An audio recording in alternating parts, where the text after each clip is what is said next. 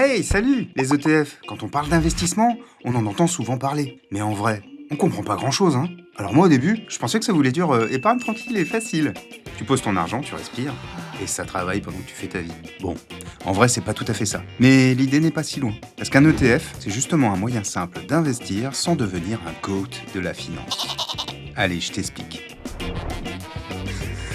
Bon, juste pour la précision, ETF, ça veut dire Exchange Traded Fund. Ce sont des fonds d'investissement cotés en bourse, conçus pour suivre l'évolution d'un indice financier, d'un secteur d'activité ou d'un panier d'actifs. Bon, ça c'est la définition officielle.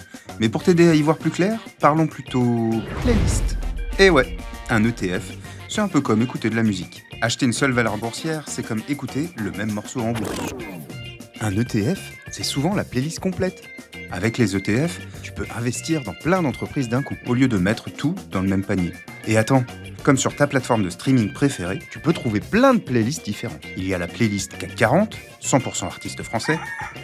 Autrement dit, un ETF constitué de parts dans les 40 plus grandes entreprises françaises. Il y a la playlist S&P 500, c'est la version RAPUS. C'est un ETF qui suit l'indice du même nom et qui regroupe environ 500 grandes entreprises américaines. Et ça peut se décliner à l'infini. Il y en a pour tous les goûts. Par exemple, la playlist Good Vibes Only, un ETF qui se base sur les politiques ESG des entreprises, pas mal pour investir tout en prenant soin de la planète et de ses habitants.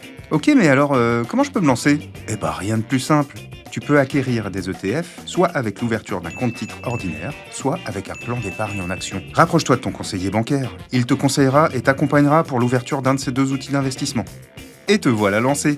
Et je te rassure, pas besoin d'avoir des milliers d'euros devant toi pour démarrer. Allez, un dernier petit mot pour te dire que comme tout investissement en bourse, le rendement des ETF varie au rythme des marchés financiers. Donc à toi de choisir le bon tempo. Bon allez, je retourne me mettre un petit son moi. À très vite dans un prochain numéro de Question Cash.